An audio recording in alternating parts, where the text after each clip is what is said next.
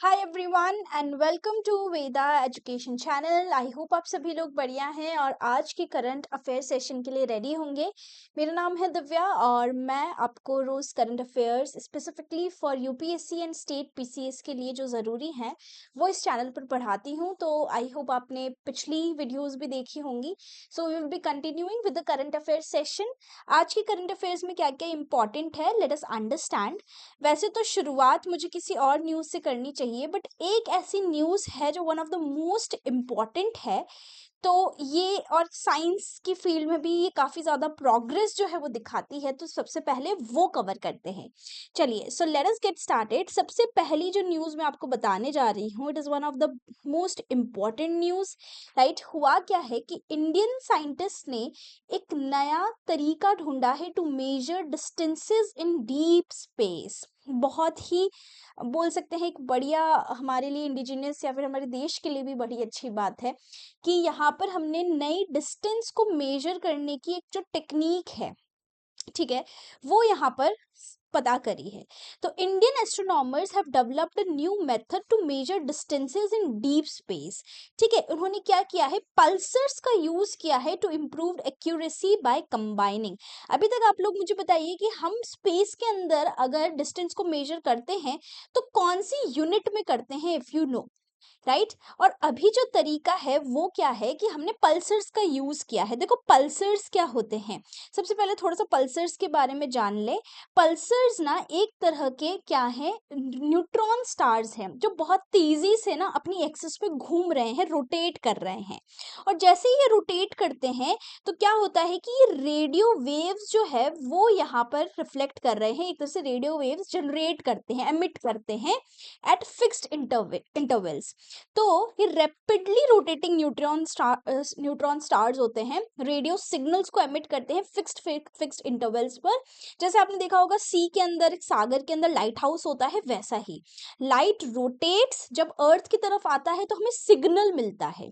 तो पल्सर्स को ना कॉस्मिक क्लॉक की तरह माना जा रहा है। अब ये बात आई है कि साइंटिस्ट पल्सर क्यों यूज कर रहे हैं, तो why are they important, why are scientist using them. तो यहाँ पर अगर देखा जाए तो जो सिग्नल्स इससे मिल रहे हैं हमें, ये इतने प्रिसाइज हैं। मतलब ये जो हमें दे रहा है वो मिली सेकेंड पल्सर्स, मतलब मिली सेकेंड्स के अंदर भी हमें यहाँ पर डिस्टेंसेस मेजर कर पा रहे हैं हम। इतने एक्यूरेट हैं, इतने स्टेबल हैं ये पल्सर्स। तो डिस्टेंस को मेजर करने में और स्पेस के स्ट्रक्चर को स्टडी करने में ये काफ़ी ज़्यादा फायदेमंद होने वाला है, क्योंकि जितना एक्यूरेट आपकी क्लॉक होगी उतना एक्यूरेट आप डिस्टेंस समझ पाओगे। तो अब बात करते हैं कि यहाँ पर ट्रेडिशनल मेथड क्या था, इसकी डिस्कवरी से पहले क्या हो रहा था। तो पहले ना डिस्पर्जन मेथड यूज किया जाता था। डिस्पर्जन का मतलब क्या होता है कि स्पेस हम जानते हैं कि पूरा खाली नहीं होता है ना, इलेक्ट्रॉन्स होते हैं। तो उस समय पर रेडियो वेव्स उनसे टकरा के थोड़ी सी स्लो हो जाती थी। तो ज्यादा इलेक्ट्रॉन होने की वजह से क्या होता है, ज्यादा डिले हो जाता है। ठीक है, तो अब क्या होगा कि radio signal slow down when passing through free electron in space. ठीक है, इसकी वजह से हमें सिर्फ डिस्टेंस मिल पाता था, समझ में आया। और इसमें हम डिस्टॉर्शन या टर्बुलेंस को इग्नोर कर पाते थे, तो आधा ही हमें चीजें समझ में आती थी, मतलब डिस्पर्स डिस्टेंस एक तरह से। बट न्यू डिस्कवरी में साइंटिस्ट ने क्या किया है, डिस्पर्जन मेथड और स्कैटर्ड ब्रॉडनिंग, ये दो तरह के बोल सकते हैं मेथड्स है, इनको यहाँ पर कंबाइन किया है, जिसमें सिग्नल्स जो है वो स्ट्रेट नहीं आते हैं पिछली बार की तरह। जैसे आप यहाँ पर देखोगे तो सिग्नल्स एकदम स्ट्रेट आ रहे हैं, ये घूम रहा है ना। तो ऐसा अभी नहीं होगा। इसके अंदर हम क्या कर रहे हैं कि डिस्पर्जन मेथड के साथ साथ स्कैटर ब्रॉडनिंग, स्कैटरिंग अगर होती है तो वो फैल जाता है, राइट। तो डिस्टॉर्टेड मैनर में स्प्रेड हो जाएंगी। और रीजन ये है कि स्पेस में प्लाज्मा टर्बुलेंस यहाँ पर दिखाई देता है। तो आप डिस्पर्जन और स्कैटरिंग को कंबाइन करेंगे तो आपके पास बेटर डिस्टेंस और बेटर एक्यूरेसी, ठीक है, दोनों ही चीजें हैं जो आपको यहाँ पर मिलने वाली है ड्यू टू दिस। तो इलेक्ट्रॉन की डेंसिटी मैपिंग हो पाएगी, आप टर्बुलेंस को डिटेक्ट कर पाओगे, आप एक्यूरेट डिस्टेंस यहाँ पर पता कर पाओगे। और एक्चुअली में अगर मैं बात करूँ तो ये सिर्फ डिस्टेंस को ही मेजर करने के लिए नहीं है, सिंपल सा है, ये एक्चुअली हेल्प करेगा to understand the invisible universe. Space में इलेक्ट्रॉन्स, प्लाज्मा, टर्बुलेंस, राइट। अब हम क्या कर सकते हैं, उन्हें भी मेजर और मैपिंग कर सकते हैं उनकी। So this is the one thing. जैसे कि हम देखें मिल्की वे की मैपिंग जो होती है, राइट, वो गम नेबुला मतलब गैलेक्सी स्ट्रक्चर समझने में अपन को बहुत हेल्प करेगा, स्पेस नेविगेशन में हेल्प करेगा, मिस्ट्री जो सिग्नल्स होते हैं, जो फास्ट रेडियो बर्स्ट आते हैं कहाँ से आ रहे हैं उनको सॉल्व करने में हेल्प करेगा। हमारे जो मॉडल हैं प्लाज्मा टर्बुलेंस को लेके, बेटर मॉडल्स एस्ट्रोनॉमिक्स को लेकर, ये भी काफ़ी ज़्यादा बढ़ने वाला है। सो एक बहुत अच्छी न्यूज़ थी, इसलिए मैंने सोचा इसे पहले कवर किया जाए। तो please understand dispersion method, scatter broadening method और पल्सर्स के यूज से हो रहा है। पल्सर्स क्या होते हैं? रोटेटिंग न्यूट्रॉन स्टार्स कहे जाते हैं आपके पल्सर। ठीक है, so this was one of the important news. अब चलते हैं हम हमारी शुरुआती न्यूज पे, दैट इज कि why does India wants fast breeder nuclear reactor. तो हम ये जानते हैं कि न्यूक्लियर एनर्जी में अभी काफी ज्यादा काम चल रहा है, रोज ही कहीं ना कहीं न्यूज़ आती है। तो इंडिया का न्यूक्लियर प्रोग्राम से रिलेटेड है और specifically fast breeder nuclear reactor क्या होते हैं इसको समझते हैं। तो हम ये जानते हैं कि इंडिया अभी क्या फोकस कर रहा है। इंडिया फोकस कर रहा है कि हम long term energy security gain करें, और अभी हम न्यूक्लियर टेक्नोलॉजी को डेवलप करने में काफ़ी ज़्यादा यहाँ पर मेहनत कर रहे हैं। चैलेंज ये है कि हमारे पास ना यूरेनियम, ये जो रेडियो एक्टिव मटीरियल्स होते हैं जिसकी मदद से हम न्यूक्लियर एनर्जी जनरेट करते हैं, ये यूरेनियम तो लिमिटेड है, पर थोरियम जो है उसके काफ़ी अच्छे रिजर्व्स हैं हमारे पास। India is one of the largest reserves of thorium. आप मुझे बताएंगे कि थोरियम कौन से स्टेट के कोस्टल लैंड की मोनाजाइट सैंड में मिलता है, ये आप मुझे बताएंगे। ठीक है, थोरियम कहाँ मिलता है, सो ये आप मुझे बताएं। फिर बात करें कि फास्ट ब्रीडर रिएक्टर्स की। देखो इंडिया के not depend on uranium for ever, तो इसीलिए अब हमने क्या किया है कि हमने एक 3 स्टेज प्लान यहाँ पर क्या किया है, डिवाइस किया है। ठीक है, फास्ट ब्रीडर रिएक्टर क्या होते हैं? ये ज़्यादा फ्यूल प्रोड्यूस करते हैं देन दे कंज्यूम, मतलब कंज्यूम करने से ज़्यादा ये प्रोड्यूस करते हैं, ज़्यादा फिजाइल मटेरियल प्रोड्यूस करते हैं, फास्ट न्यूट्रियॉन्स का यूज़ होता है, और कूलेंट जो यहाँ यूज़ होता है दैट इज लिक्विड सोडियम। ठीक है, तो ये कुछ कुछ इसके बेसिक फीचर्स हैं, मतलब हाईली एफिशिएंट होता है फास्टर ब्रीडर रिएक्टर। तो हम इसे 3 स्टेजेस के अंदर करने वाले हैं। सबसे पहला स्टेज है प्रेशराइज्ड हैवी वाटर रिएक्टर, जिसमें जो इनपुट जाता है वो नेचुरल यूरेनियम का जाता है और आउटपुट प्लूटोनियम 239 का जाता है। मतलब सिंपल सा अगर मैं बताऊं तो यूरेनियम से हम क्या बनाते हैं, प्लूटोनियम बनाते हैं। ठीक है, ये पहला स्टेज होता है। दूसरा स्टेज है फास्ट ब्रीडर रिएक्टर, जो कि मोस्ट इंपॉर्टेंट है। इसके अंदर हमारा जो प्लूटोनियम बना है वो जाता है, ठीक है, यूरेनियम जो है वो भी जाता है, और आउटपुट से हमें ज्यादा प्लूटोनियम मिलता है। मतलब सीधा सा अगर मैं कहूँ, ज्यादा हमें प्लूटोनियम मिलता है, इसीलिए हम इसे फ्यूल मल्टीप्लिकेशन स्टेज कहते हैं कि प्लूटोनियम या जो भी आपने आउटकम किया है वो मल्टीप्लाई हो गया है। और स्टेज 3 की अगर हम बात करें तो हम थोरियम भी इसके अंदर ऐड करते हैं और उससे हमें आउटपुट मिलता है यूरेनियम 233। ठीक है, तो फाइनल गोल हमारा ये है कि क्योंकि हमारे पास यूरेनियम की कमी है, तो हम क्या कर सकते हैं, हम एनर्जी डिपेंडेंस जो है हमारा यूरेनियम के ऊपर, उसको हम शिफ्ट करके थोरियम बेस्ड एनर्जी इंडिपेंडेंस यहाँ पर ला सकते हैं कि हम सिर्फ थोरियम प्रोड्यूस करके हम क्या करें, यहाँ पर न्यूक्लियर एनर्जी जनरेट करें। So that is it. अब अगर हम थोड़ा सा एफ को समझें, एफ मीन्स फास्ट, जो आपके यहाँ पर ब्रीडर रिएक्टर है, अगर इसके बारे में समझें तो ये कर क्या रहा है। यहाँ पर अगर हम बात करें, ये न्यूट्रॉन्स को ना बहुत फास्ट करता है, डायरेक्ट रिएक्शन करता है, तो ज़्यादा एफिशिएंसी आती है, और ये यूरेनियम को प्लूटोनियम में क्या करेगा, कन्वर्ट कर रहा है, जो कि इसका सबसे इम्पॉर्टेंट काम है। तो एक तरह से एफ ना वेस्ट को फ्यूल में कन्वर्ट कर रहा है। समझ रहे हैं कि फर्टाइल जो यूरेनियम है, जो कि सीधा यूज नहीं किया जा सकता, फिर उसको प्लूटोनियम में कन्वर्ट करते हैं, मतलब उसका फिजन होता है जिसको यूजेबल फ्यूल वो बनाता है। ठीक है, सोडियम का कूलेंट भी यूज किया जाता है, तो ये बहुत ज्यादा 10 टाइम्स बेटर फ्यूल का यूज करता है एफ राइट। तो एक तरह से ये ब्रिज का काम कर रहा है, हमारा यूरेनियम से हम किस तरीके से पहले प्लूटोनियम प्रोड्यूस करके और फिर थोरियम को हम कितना अच्छे से और कितना एफिशिएंटली इन मल्टीप्लाई, मतलब बहुत ज़्यादा नंबर्स में हम यहाँ पर थोरियम को प्रोड्यूस कर सकते हैं। तो it is a very strategic technology for energy sovereignty, क्योंकि एनर्जी सिक्योरिटी ही आज के टाइम पे नेशनल सिक्योरिटी है। जितना हम इम्पोर्ट डिपेंडेंस कम होंगे उतने ही ज़्यादा हम स्ट्रॉन्गर कंट्री बनते जाएंगे। बस बात इतनी सी है कि इसको लेकर चैलेंजेस रहते हैं, क्योंकि टेक्निकल प्रॉब्लम्स होना, कॉस्ट ज़्यादा होना, सेफ्टी इश्यूज होना, इसकी टेक्नोलॉजी भी काफ़ी कॉम्प्लेक्स है, ऑपरेशनल प्रॉब्लम्स भी रहते हैं, क्योंकि कलपक्कम में भी हम देख रहे हैं कि काफ़ी डिलेज चल रहे हैं। डिले इसलिए होता है क्योंकि टेक्नोलॉजी जो है it is a cutting edge technology, safety requirements extremely strict है, और न्यूक्लियर के केस में तो मतलब ज़ीरो एरर टॉलरेंस, आप समझ ही सकते हैं कि न्यूक्लियर के केस में हम कोई रिस्क नहीं ले सकते। तो ये कुछ इसके पीछे एक बैकग्राउंड है जो आपको समझना होगा। ठीक है, चलिए अब नेक्स्ट बढ़ते हैं हम नेक्स्ट न्यूज़ पे। एक पॉजिटिव न्यूज़ है with respect to women. So the soil सखीज in Maharashtra, about the soil सखीज, हुआ क्या है हाल ही में कि महाराष्ट्र ने लॉन्च किया है सॉइल सखी इनिशिएटिव।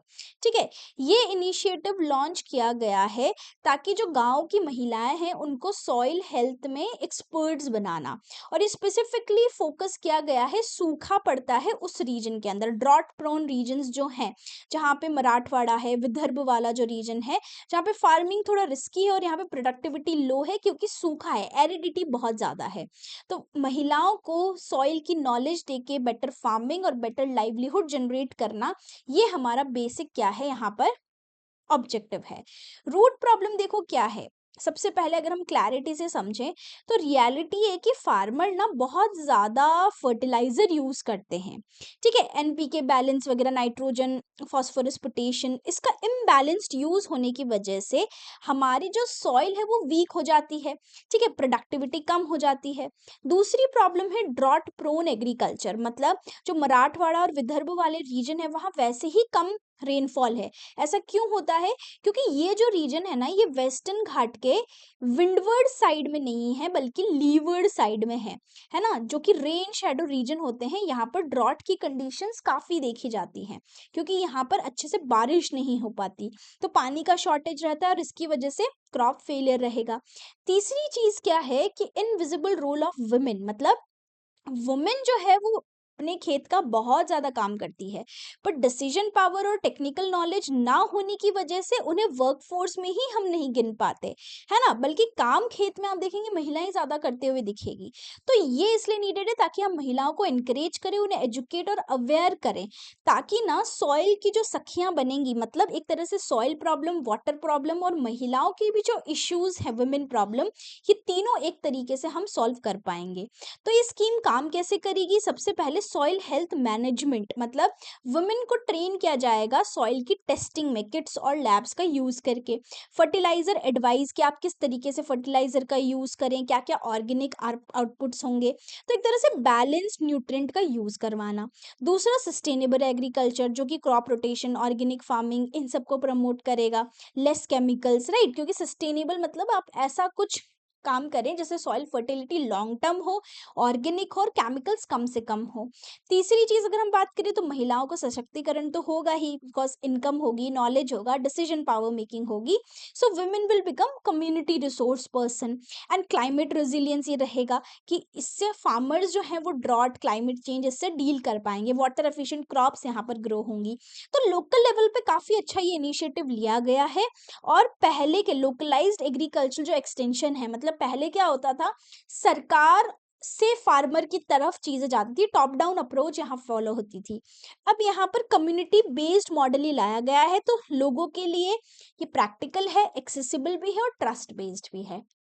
ठीक है, तो सॉइल सखी इनिशिएटिव क्या है, क्या इसके मेजर रोल है, मैंने आपको ये बताया है, आप इसे यूज कर सकते हैं एज एन एग्जाम्पल ऑल्सो। अब क्वेश्चन है soil Sakhi initiative is related to what, तो आपका इसको जवाब मुझे कमेंट्स में जरूर दें। ठीक है, चलिए, सो पल्सर वाली न्यूज़ हमने पढ़ ली थी कि रोटेटिंग न्यूट्रॉन स्टार होता है जिसकी मदद से हम स्कैटरिंग और डिस्पर्जन दोनों मेथड का यूज़ करके अब हम एक्यूरेटली डिस्टेंस जो है वो मेजर करेंगे। पल्सर्स क्या होते हैं ये भी आप मुझे कमेंट्स में बताएं। एक again very important news, India withdraws bid to host COP 33। देखो काफी अच्छी यहाँ पर अगर हम देखें तो न्यूज है, स्टोरी क्या है कि इंडिया ने डिसाइड किया है कि जो कॉप 33 होगा जो 2028 में होगा, उसमें इंडिया की टर्न आने वाली है, तो वो इंडिया ना होस्ट नहीं करेगा, होस्ट करने से मना कर दिया है अंडर यूएनएफसीसी। चलिए देखते हैं, कंटेक्स्ट समझते हैं क्या है। तो रीजन क्या है कि इंडिया चाहता है कि मेरे अपने क्लाइमेट कमिटमेंट्स हो, मेरे अपने देश में जो प्रायोरिटीज है पहले मैं उसे समझें। ग्लोबल लीडरशिप को इंडिया ने यहाँ पर छोड़ दिया है, डोमेस्टिक एक्शन पे फोकस किया है।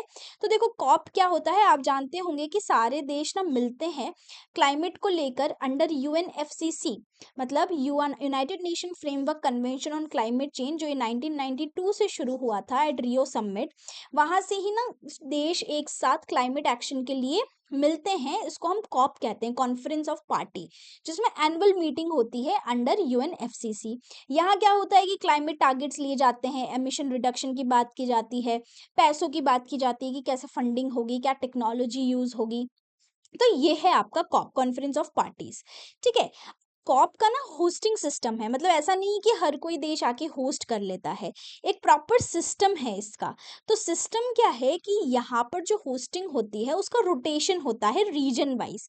एशिया पैसिफिक होगा, फिर अफ्रीका होगा, फिर लैटिन अमेरिका की कंट्री होगी। तो इंडिया कहाँ से आएगा, इंडिया एशिया पैसिफिक ग्रुप से आता है। और इंडिया ने ऑलरेडी यहाँ पर कोप 8 जो है 2002 में, और कोप 28 भी जो है वो इंडिया ने ही क्या किया था, होस्ट किया था। ठीक है। पर अब अगर हम देखें तो इंडिया के जो क्लाइमेट टारगेट्स हैं, जो हम कह सकते हैं नेशनली डिटरमाइंड जो कंट्रीब्यूशन है, उस पे इंडिया ज़्यादा ध्यान देना चाहता है रेदर देन कि ग्लोबल लेवल पे क्या हो रहा है। ठीक है। तो की टारगेट जो इंडिया के हैं नेशनल लेवल पे वो ये है कि 60% पावर कैपेसिटी हमारी होगी बाय नॉन फॉसिल फ्यूल, मतलब क्लीन एनर्जी हम यूज़ करेंगे। 60% सब कुछ जो चलेगा वो क्लीन एनर्जी पे चलेगा बाय 2035। 47% रिडक्शन हम यहाँ पर देखेंगे इन एमिशन इंटेंसिटी। कार्बन सिंक हम जनरेट करेंगे, ठीक है, जो कि 3.5 से 4 बिलियन टन का CO2 सिंक करेगा। तो यही ये सारे हमारे नेशनली डिटरमाइंड कंट्रीब्यूशन है, देश को पहले रखते हुए हमें ये सब टारगेट्स अचीव करने हैं। ठीक है। अब इंडिया ने इसीलिए विड्रॉ किया है, किस लिए, कि हम चाहते हैं कि सबसे पहले हमारे एनडीसी इंपॉर्टेंट है।